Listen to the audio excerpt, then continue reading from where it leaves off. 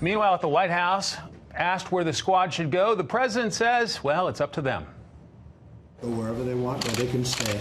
But they should love our country. They shouldn't hate our country. You look at what they've said. I have clips right here. The most vile, horrible statements about our country, about Israel, about others.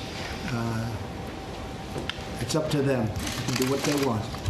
They can leave, they can stay, but they should love our country, and they should work for the good of our country. Let's bring in a Republican senator from the great state of Montana, Steve Daines, who is supportive of the president for his take. So, Senator, great to have you. Thanks for having me, Mike. Was the president strategic in basically trying to lump all Democrats together and making the so-called squad the face of the Democratic Party? Well, I tell you, I stand with President Trump. President Trump loves America. I love this country. What President Trump was doing is exposing the radical, leftist, anti-American, socialist, pro-terrorism movement that's afoot right now in the United States House of Representatives.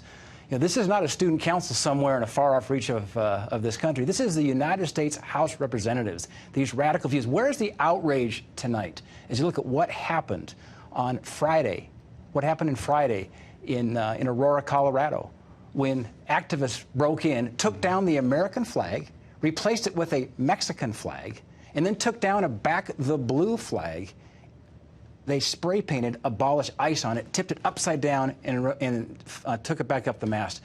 The next day in Seattle, when you had an Antifa terrorist charged an ICE facility, he was armed, he had firebombs. That was a terrorist attack. When you have Representative Omar calling the ICE facilities concentration camps, Mike, where's the outrage? And this president stood up, calling out, shining light on these radical views.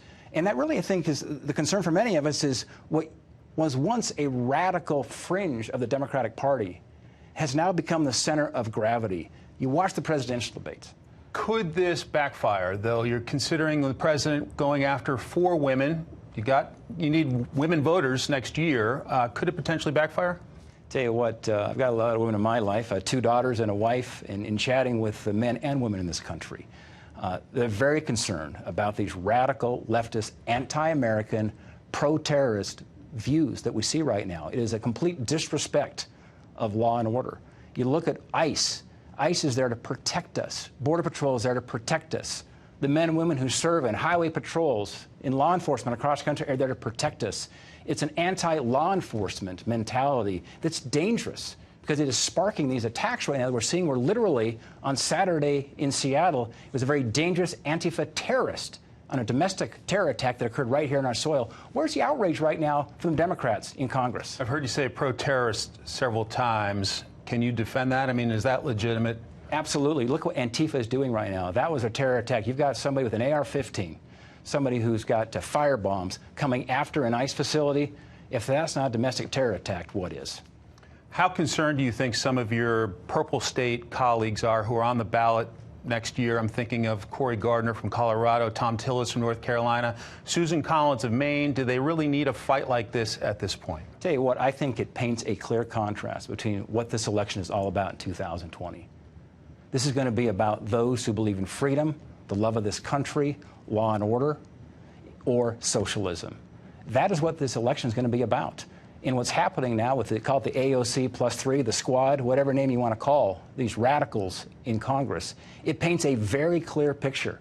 You know, anybody who says it really doesn't matter who goes back to Washington, see they're all the same back there, just watch what's going on right now in Congress. You've got radical, leftist, anti-Americans in the United States House. You clearly think this was strategic in terms of making these 4 women the face of the Democratic Party. Not Joe Biden, not even Nancy Pelosi, but these 4 women. Yeah, I don't know if they'd call it a strategy. It's just calling a spade a spade. President Trump is not afraid to call out anybody. Male, female, no matter what race, religion, gender, President Trump will call a spade a spade. And, you know, the Democrats played the race card on this. Well, I'll tell you what, this wasn't about race. It wasn't about religion. It wasn't about gender. It was about radical views that they hold to. It's dangerous for this country. And what used to be the radical fringe now is moving the center of gravity now for the Democratic Party. Look at the last presidential debate.